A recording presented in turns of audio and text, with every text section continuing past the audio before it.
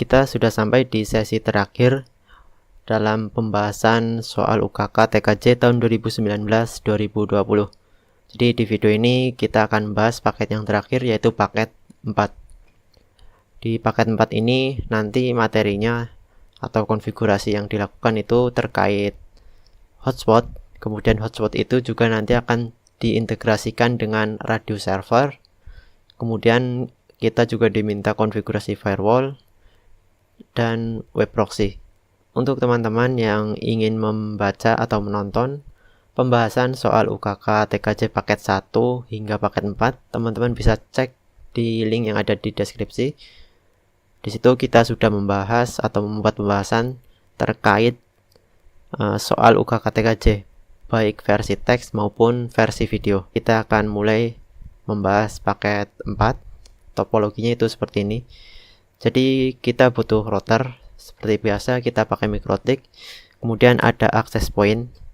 Access point ini nantinya untuk menyebarkan atau memancarkan jaringan dari router ke klien secara wireless.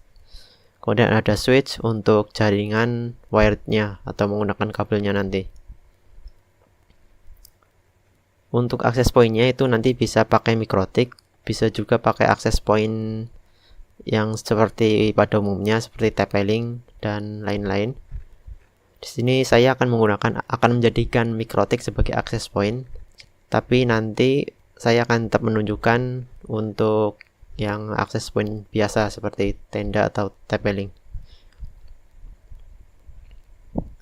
Oke, kita mulai ringkasan soalnya. Jadi kita diminta untuk konfigurasi tentunya IP address seperti biasa. Kemudian di sini ada tambahan yaitu NTP. Jadi NTP itu nanti fungsinya untuk sinkronisasi waktu. Kemudian kita konfigurasi cache. Bukan konfigurasi web proxy, maksud saya.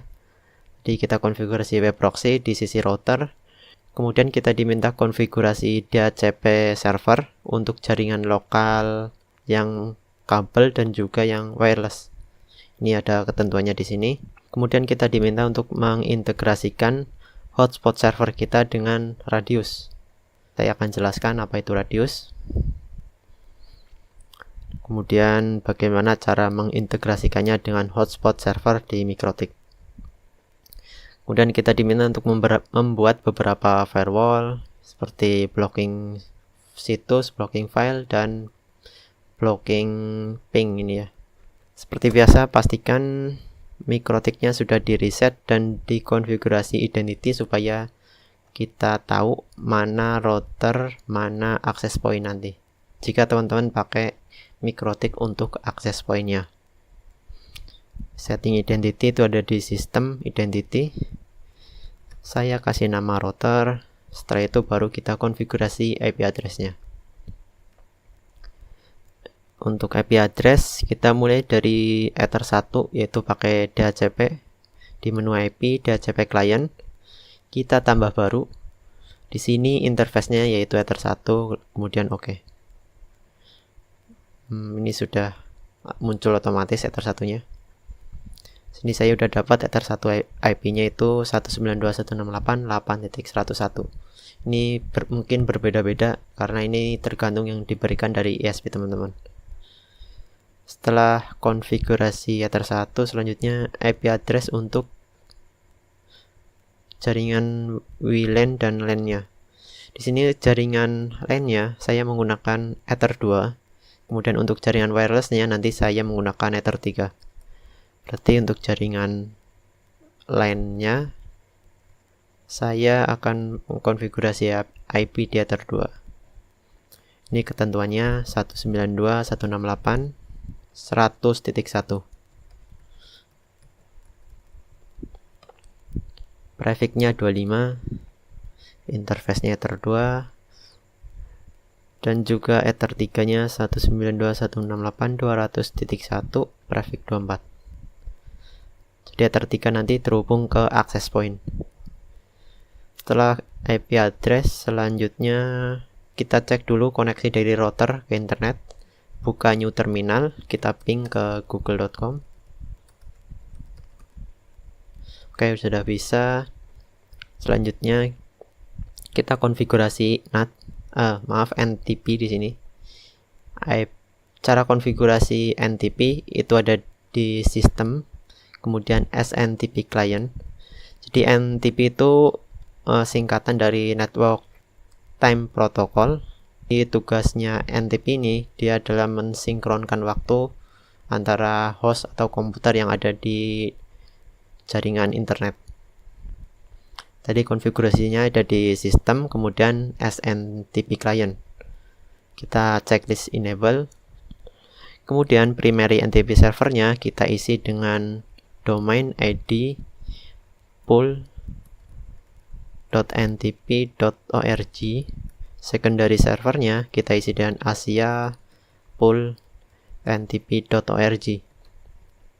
Pastikan tadi teman-teman mikrotiknya sudah terhubung ke internet. Kalau sudah ini di apply, nah maka akan ada parameter yang terisi di bawahnya ini. Artinya sekarang kita sudah terhubung ke NTP server. Sekarang tinggal kita konfigurasi jamnya. Pastikan jam atau waktu yang ada di router kita sudah sesuai dengan lokasi kita saat ini. Caranya itu ada di sistem, kemudian clock. Nah, di sini GMT offsetnya atau lokasinya masih GMT plus 00. Jadi ini adalah zona waktu GMT. Sementara saya ada di Indonesia bagian barat, berarti time zone name-nya ini saya harus mengubah jadi Asia/Jakarta. Teman-teman juga bisa menggunakan drop down di sisi kanan ini untuk memilih. Sesuaikan dengan lokasi teman-teman. Kalau sudah di apply, di sini GMT-nya sekarang sudah berubah jadi plus 7 dan waktunya sudah sesuai dengan jam sekarang ini. Oke, NTP sudah. Kita lanjut konfigurasi web proxy. Caranya itu di IP web proxy. Kita checklist enable. Portnya tidak ada aturan, berarti kita biarkan default saja. Ini anonymous, saya checklist supaya nanti untuk menggunakan proxy-nya user nggak perlu login atau nggak perlu autentifikasi. Selanjutnya case administrator diisi nama peserta @sekolah.sch.id. Contohnya di sini webiptek.sc.sekolah.sch.id. Kalau sudah di-apply, pastikan di bawah ini ada tulisan running. Kalau sudah oke. Oke, web proxy sudah. Selanjutnya konfigurasi NAT. Jadi NAT ini itu fungsinya supaya nanti klien kita terhubung ke internet. Caranya itu ada di menu IP, firewall, tab NAT, kemudian tambah baru. Cairnya itu srcNAT, out interface-nya itu diisi interface yang mengarah ke internet. Di sini kita ada di sini interface yang mengarah ke internet yaitu Ether 1. Berarti di out interface ini diisi Ether 1, actionnya itu masquerade. NAT sudah. Selanjutnya baru kita konfigurasi DHCP server. Di sini DHCP server ada ketentuan untuk jaringan lokal atau jaringan LAN-nya itu IP pool-nya 99 klien. Artinya kita harus membuat IP pool yang rank-nya itu 99. Demikian pula dengan jaringan wireless juga ada 99 klien. Jadi karena network jaringan LAN-nya itu ini, berarti nanti IP pool-nya saya pakai 192.168.100.2 karena satunya udah dipakai hingga 100. Ini kan totalnya nanti 99. Demikian pula untuk jaringan wireless 2 sampai 100 nanti saya pakainya. Oke, kita mulai. Konfigurasi DHCP ada di IP, DHCP server. Klik DHCP setup. Kita mulai konfigurasi untuk jaringan LAN-nya dulu, yaitu Ether 2. Kita next. Biarkan semuanya default kecuali ini, address to give out. Kita sesuaikan dengan ketentuan tadi yaitu 99 klien. Berarti seperti ini. 2 sampai 100 itu kan 99. Kalau udah di next, DNS server biarkan default, list time oke, default. Lakukan hal yang sama untuk konfigurasi di Ether 3. Yang diubah hanya address to give out-nya saja. Oke, DHCP server sudah. Sekarang kita coba uji untuk jaringan LAN-nya dulu, karena kalau yang WLAN atau yang Ether 3 itu belum bisa karena kita harus konfigurasi access point. Kita cek dulu yang Ether 2. Caranya kita buka klien kita. Ini klien ini sudah terhubung ke Ether 2 router kita, baik secara langsung maupun melalui switch. Kita coba request DHCP server.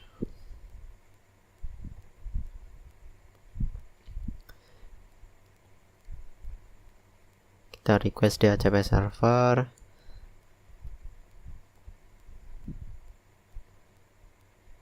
Kita coba restart interface-nya. Nah, sekarang kalau kita coba ping, kita cek IP-nya dulu. Cek IP di sini, IP-nya sudah benar ya, 100.100. Dia adalah jaringan LAN. Nah, kalau kita ping, dia juga harusnya sudah terhubung ke internet. Ya, oke. Kita lanjut lagi konfigurasinya, yaitu konfigurasi wireless. Di sini kita diminta mengaktifkan hotspot berarti, karena nanti kita pakai radius.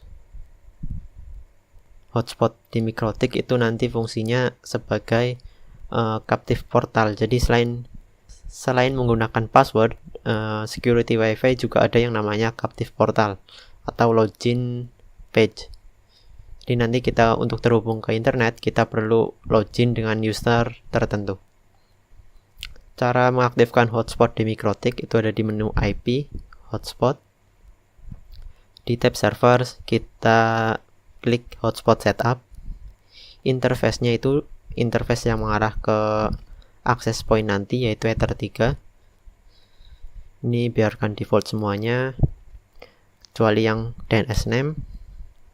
Di sini nggak ada aturan, tapi DNS name-nya ini bisa kita kosongkan, atau kalau mau kita isi nama domain yang nanti akan digunakan untuk mengakses halaman login page kita. Contoh di sini saya ubah jadi ukk strip paket 4.net. Oke. Hotspot server sudah dibuat. Selanjutnya kita konfigurasi radius. Di sini saya lewati dulu ya yang konfigurasi firewall. Itu nanti akan kita buat di akhir. Saya gabungkan dengan yang ini. Jadi Mikrotik sendiri di fitur hotspotnya ini sebenarnya sudah ada fitur manajemen user, yaitu di sini users dan user profile. Tapi dalam hal-hal tertentu kita membutuhkan sebuah server khusus untuk dijadikan autentifikasi. Jadi cara kerja radius itu kurang lebihnya seperti ini.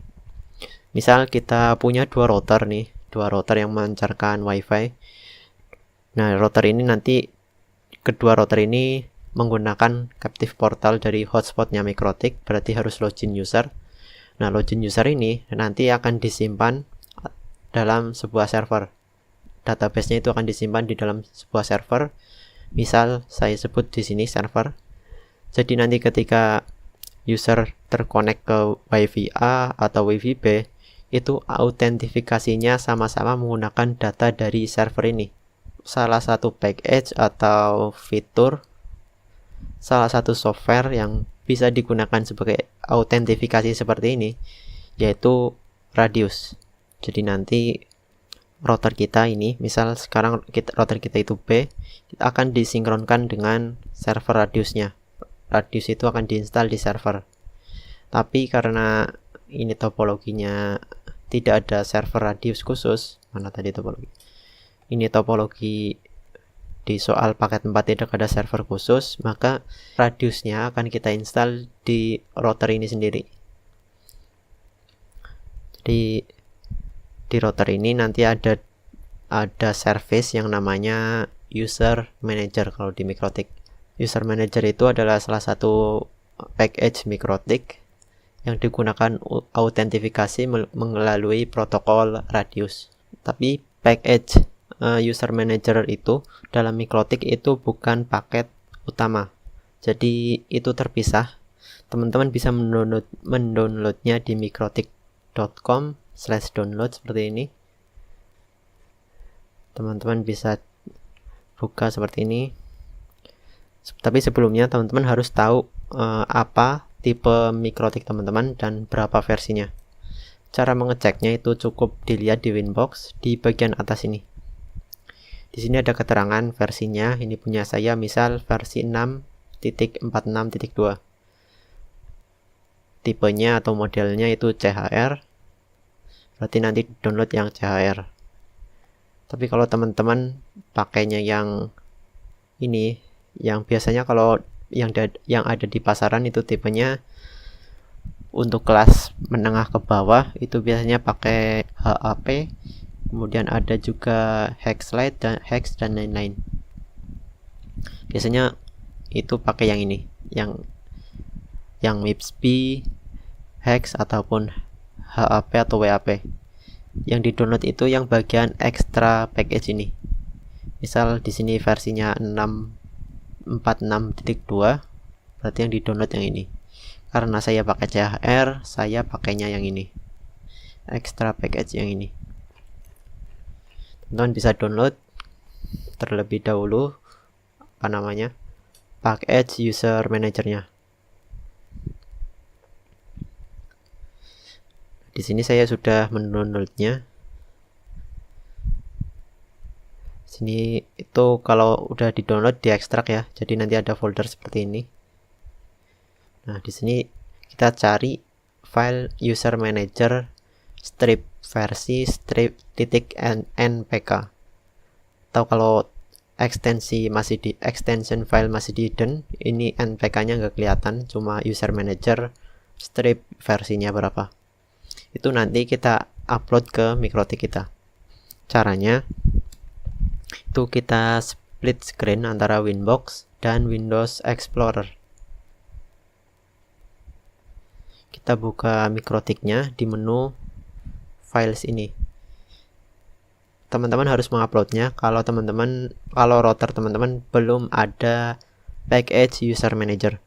Cara mengecek apakah sudah ada package manager atau belum, itu bisa kita cek di sistem, kemudian package. Nah, di sini kalau sudah ada package seperti ini, user manager, berarti sudah diinstal dan teman-teman bisa langsung digunakan, nggak perlu upload lagi. Tapi kalau belum, itu caranya. Ini user manager.npk, kita upload ke Mikrotik tadi di menu files. Kita upload seperti ini, drag and drop. Nah, setelah itu di reboot sistem, kemudian reboot. Ini yes, tapi ini saya karena sudah diinstal user manager, saya nggak perlu install lagi.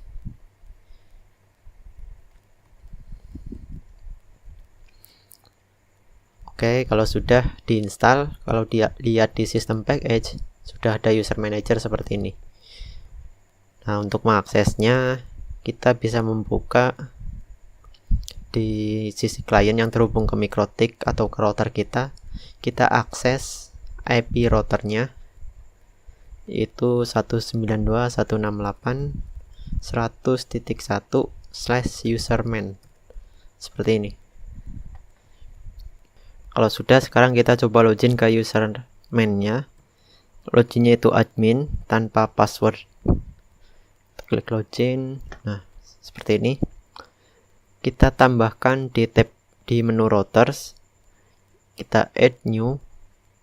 Di sini kita tambahkan router kita. Router yang akan menggunakan service Radius ini. Kita isi namanya, misal di sini router. IP address-nya itu adalah alamat IP router. Karena ini user manager atau Radiusnya ada di localhost dan routernya juga ada di localhost, berarti saya isi IP address-nya IP localhost, yaitu 127.0.0.1. Share script itu semacam password untuk autentifikasi atau untuk interaksi antara Radius server dan klien routernya nanti. Di sini saya isi misal UKK TKJ 2020. Kemudian klik add. Nah, di sini sudah ada router. Selanjutnya kita konfigurasi di sisi routernya. Kita buka menu radius. Di sini kita tambah baru. Kita checklist yang hotspot. Kemudian addressnya itu diisi IP radius servernya. Sekali lagi, ini radiusnya ada di router itu sendiri, berarti di sini IP-nya saya isi IP localhost. Tapi kalau kasusnya seperti yang tadi saya tunjukkan, di luar, misalnya ini ada router pakai radius di server ini, berarti di settingan router ini yang diisi itu IP address server ini. Ini saya IP sudah, scriptnya itu kita samakan seperti tadi, yaitu UKK TKJ 2020. Kemudian cukup seperti itu. Kalau sudah oke, kemudian di tombol incoming kita klik, kita checklist accept. Kalau udah oke. Selanjutnya di hotspot server kita tambahkan atau aktifkan radiusnya. Di menu IP hotspot, ini profil kita hsprof 1, kita edit. Nah, di bagian radius atau di tab radius ini kita checklist use radius. Oke, nah sudah. Sekarang router kita harusnya sudah terautentifikasi dengan user radius. Selanjutnya kita buat user di sini ya, 20 user secara random di radiusnya. Sama seperti di MikroTik, sebelum bikin user kita bikin user profilnya dulu. Kita buka menu profiles. Di sini kita tambah baru, misal profile user. Nah, di sini kemudian kita pindah ke tab limitation, kita tambah baru juga. Misal namanya limit 1. Di sini nggak ada ketentuan batas download upload, jadi kita biarkan default saja. Kita kembali ke tab profiles. Sekarang kita add new limitation di profile user tadi. Nah, di sini untuk limit satunya kita checklist, dan di sini juga ada ketentuan bahwa user hotspot nanti atau akun hotspotnya hanya bisa digunakan untuk internetan di pukul 7 sampai 4 sore atau 16.00. Berarti di time-nya ini kita isi pukul 7 sampai 16.00. Oke, kita add. Di sini sudah ada profil baru. Kalau sudah kita save. Nah, sekarang kita bikin usernya secara random, yaitu ada di tab menu users. Kita add, pilih yang batch, kemudian number of user kita isi jumlah usernya yaitu 20. Prefix name itu nama awalan user, misal UKK strip. Name length itu panjang usernya setelah prefix ya. Jadi 3 berarti nanti akan bikin 3 karakter random di belakang ini. Password length-nya isi 3 atau bisa kita set sama seperti username-nya. Ini di checklist kalau mau sama. Oke, nih kita klik add, kemudian nanti akan otomatis ada 20 user.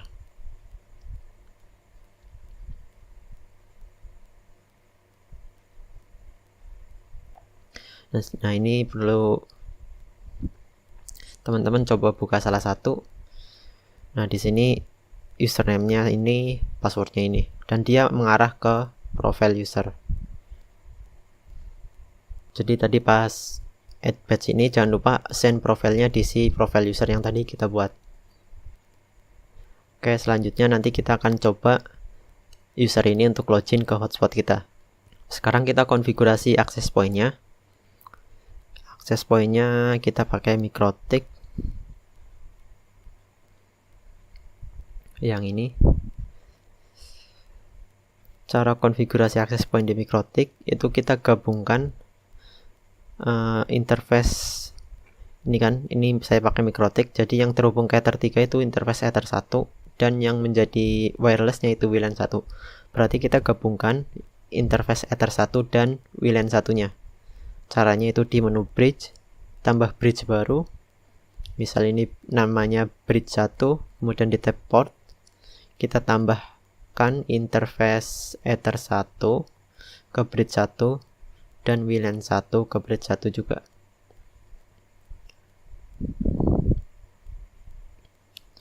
WLAN 1 ke bridge 1, oke. Baru kemudian kita setting wireless di menu wireless.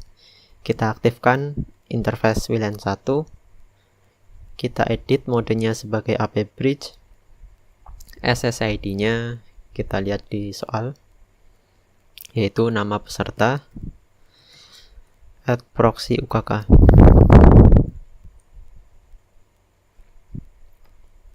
Kalau sudah oke. Nah, sekarang kalau kita cek di laptop atau smartphone kita, harusnya sudah ada hotspot dengan nama WebIPTech. Ini harusnya WebIPTech, benar. WebIPTech, oke. Tadi harusnya sudah ada WiFi dengan nama WebIPTech.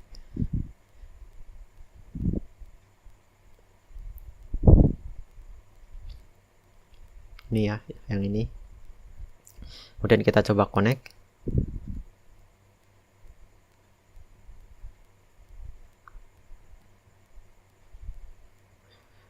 Nah, sekarang kita sudah terhubung ke WebIPTech dan kita otomatis ke redirect ke halaman login page-nya. Ini adalah login page hotspot MikroTik, atau yang saya sebut tadi captive portal. Jadi untuk terkoneksi ke jaringan WiFi, kita harus login dengan user tertentu dulu. Nah, di sini kita pakai user yang tadi kita buat di Radius, coba. Misal saya pakai ini. Loginnya UKK strip JZQ, passwordnya HKQ. Coba login. Access denied at this time. Artinya karena sekarang itu waktunya pukul 12 malam, jadi saya tidak bisa login ya, karena tadi di aturan ini ada ketentuan pukul 7 sampai pukul 16 itu, dan kita udah mengsetnya tadi di user manager. Solusinya kita login pakai user defaultnya, yaitu admin, passwordnya 0. Nah, itu. Jadi tadi kalau teman-teman nyobanya di antara pukul 7 sampai pukul 4 sore, harusnya user ini itu bisa dipakai. Oke, selanjutnya konfigurasi hotspot dan user udah. Oh ya, untuk konfigurasi yang di access point biasa, misal di sini saya pakai TP-Link. Jadi kita harus tahu berapa IP TP-Link kita. Saya rekomendasikan untuk di reset saja dulu. Cara resetnya itu di bagian belakang perangkat TP-Link atau router atau access point yang sejenisnya, itu biasanya ada tombol reset. Itu ditahan saja sampai semua LED di depan nanti menyala, dan kemudian padam lagi, baru dilepas lagi tombol resetnya. Nah, di bagian belakang itu biasanya ada username default dan IP defaultnya. Itu contohnya TP-Link itu 192.168.0.1, usernya admin, passwordnya admin. Jadi setting, kita hubungkan PC kita dulu ke access point ini, kemudian setting IP-nya yang satu jaringan, kemudian baru buka IP ini di web browser. Karena saya nggak punya perangkatnya, saya pakai emulator dari TP-Link. Tampilannya nanti kurang lebih seperti ini ya.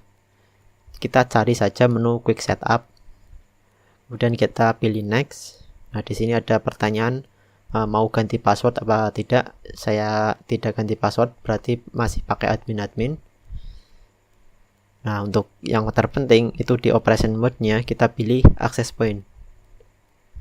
Dan di sini kita setting SSID-nya, yaitu tadi misal WebIPTech proxy UKK.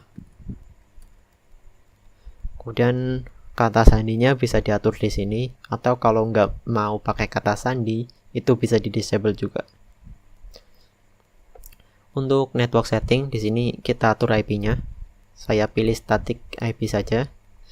Kita isi alamat IP yang satu jaringan dengan ini jaringan WLAN kita, yaitu ini jaringan WLAN. Kita konfigurasi IP-nya sesuai jaringan ini. Ini harusnya tadi prefix 24, yaitu 192.168.200, misal saya pakai 254. Kemudian DHCP servernya saya disable karena sudah ada DHCP server dari MikroTik. Nah, sekarang kita tinggal cek apakah konfigurasinya udah benar sebelum kita apply ke access point ini. Baru kalau udah benar, udah yakin, kita klik finish. Nah, nanti access point akan rebooting, dan setelah reboot, access point akan menjalankan konfigurasi yang tadi kita lakukan. Setelah itu hubungkan kembali port dari access point ini ke port Ether 3-nya router kita. Setelah reboot ini selesai, nanti otomatis akan ada WiFi seperti ini. Seperti yang kita lakukan di MikroTik, akan muncul WiFi seperti ini. Coba hubungkan dan harusnya semuanya sama kayak tadi. Selanjutnya kita konfigurasi firewall yang ini. Jadi kita akan membuat firewall supaya klien dengan IP ini 192.168.100.2 sampai 100.50 itu nanti tidak bisa ngeping ke router. Berarti ini klien jaringan ini, jaringan LAN. IP yang IP-nya 1 sampai 50 itu nggak bisa ngeping ke router. Caranya itu kita buka routernya. Saya log off dulu, ganti ke router. Buka menu IP firewall. Ini konfigurasinya ada di router ya. Ini router. Di tab filter rules, kita tambah rule baru. Karena ini masuk yaitu dari klien ke router, berarti chainnya itu input. Ping itu protokolnya ICMP yang ini. Kemudian actionnya itu drop. Jangan lupa di sini yang diblokir itu hanya 100.2 sampai 100.50. Berarti di tab general tadi SRC address-nya kita isi rank IP tersebut, yaitu 192.168.100.2 sampai 100.2 sampai 192.168.100.50. SRC address itu artinya pengirimnya, istilahnya seperti itu. Jadi kalau ada traffic input, traffic masuk dari IP ini, protokolnya ping atau ICMP, itu maka akan di drop. Selanjutnya kita buat firewall yang kedua, yaitu untuk IP 192.168.100.51 sampai 100 itu tidak bisa ping ke wireless. Caranya sama seperti ini. Tambah baru, dari klien LAN ke wireless berarti melewati router ya, berarti trafficnya forward. Di sini di tab general chainnya itu forward. SRC address-nya kita isi 192.168.100 ya benar. .51 sampai .100. Dest address-nya kita isi alamat network jaringan WLAN. Jangan lupa prefix-nya, protokolnya ICMP, actionnya drop. Oke, sekarang kita uji dulu untuk jaringan LAN-nya.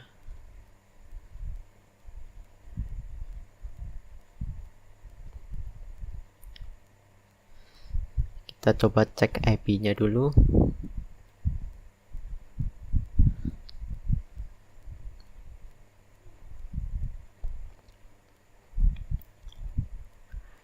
Ini IP PC LAN-nya yaitu 100x100. Artinya kalau kita lihat soal, PC ini dia bisa ping ke router tetapi tidak bisa ping ke client wireless. Jadi kita coba ping ke router yaitu 192.168.100x1. Nah, di sini masih bisa, tapi kalau ping ke wireless, saya cek IP laptop saya dulu.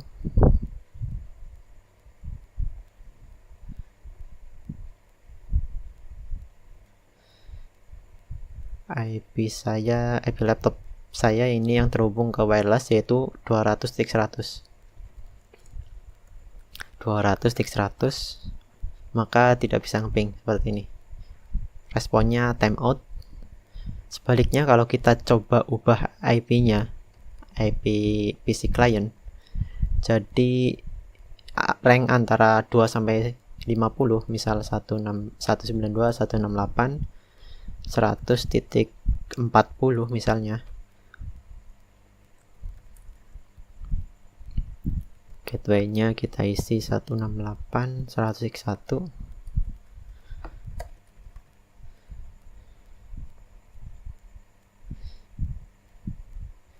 Kita refresh dulu. Sekarang IP saya, IP PC client ini 100x40. Berarti harusnya dia tidak bisa ping ke router, tetapi dia masih bisa ping ke client wireless. Kita coba ping ke router, maka responnya timeout sama seperti tadi pas yang ini. Maka responnya timeout seperti ini. Tapi kalau ping ke client wireless 200.100 harusnya masih bisa. Nah, seperti itu. Itu fungsi firewall. Selanjutnya kita bikin rule agar setiap akses ke router itu tercatat di logging. Kita buka lagi protectnya. Jadi logging itu di sini ada tulisan log, ada menu log. Kita klik, ini adalah menu logging. Jadi nanti ketika ada input atau traffic masuk, itu akan muncul di sini. Caranya masih di menu IP firewall, filter rules, kita tambah baru. C-nya itu input karena traffic masuk ya. Kemudian action-nya itu log. Log prefix-nya misal masuk router.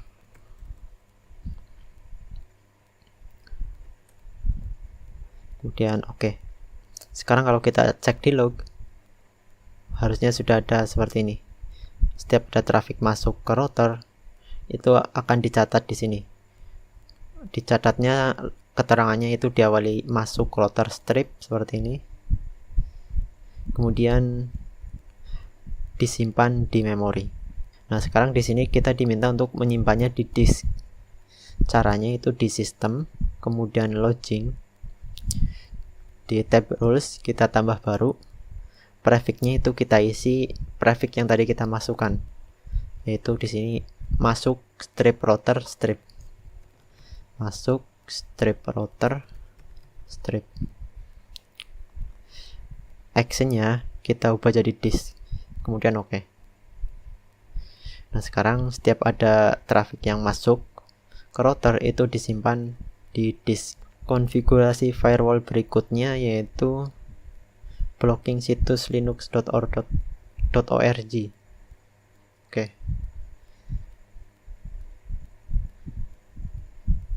Caranya di menu firewall kita tambah baru. Di tab general, C-nya kita pilih forward. Karena dari klien ke internet berarti forward ya. Kemudian di tab advance, kontennya kita isi linux.org. Actionnya kita pilih drop. Kemudian oke. Sekarang kalau kita coba akses linux.org, maka dia nggak bisa ya. Ini udah terblokir. Selanjutnya kita blokir file mp3 dan mkv. Kita tambah baru, chainnya masih forward, kita isi kontennya itu jadi .mp3, actionnya drop.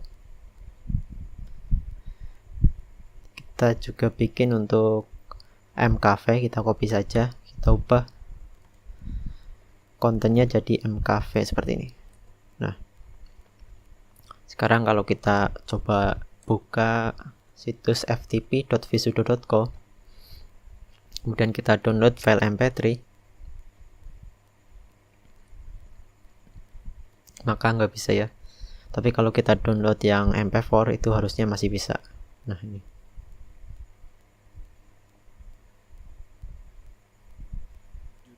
Oke, ini download yang mkv itu juga nggak bisa. Oke, berarti blocking situsnya sudah, blocking filenya juga sudah. Jadi itu dia konfigurasi di soal paket 4. Dan tadi kita belum ngecek web proxy-nya. Cara ngeceknya itu, ini kan kita sekarang terblokir. Nah, sekarang kalau kita pakai web proxy, metode web proxy kan dia nanti kita secara logikalnya kita nggak langsung request ke internet. Misal kita ada di sini, kita nggak langsung request ke internet, tapi kita request dulu ke router. Nah, yang request ke internet itu tugasnya router ini. Maka karena firewallnya tadi forward, kalau kita requestnya ke router berarti trafficnya itu input. Berarti nanti kalau kita buka situs itu kita nggak mengirim traffic forward, tapi kita mengirim traffic input, sehingga kita akan lolos dari firewall yang tadi kita buat. Di sini saya coba pakai Google Chrome di Windows. Kita buka, misal tes dulu bahwa linux.org itu nggak bisa diakses. Nah, kita setting proxy-nya. Kalau nggak tahu lokasinya, itu buka di Chrome saja. Klik titik 3 ini di pojok kanan atas, klik setelan atau setting, cari proxy. Nah, buka setelan proxy. Nah, di sini kita ubah, di bagian sini kita use a proxy server, kita nyalakan, kemudian kita isi IP address router kita dan port proxy-nya yaitu 8080. Kalau sudah di save, nah sekarang kalau kita buka linux.org harusnya bisa. Nah, itu seperti ini. Jadi proxy kita sekarang sudah bekerja. Jadi seperti itu konfigurasi untuk soal paket 4, dan sekaligus mengakhiri sesi pembahasan soal UKK TKJ tahun 2019-2020. Saya Rizky Aldi Prayogo dari web iptek.com mengucapkan terima kasih. Semoga bermanfaat apa yang kita sampaikan. Sampai jumpa di video-video berikutnya.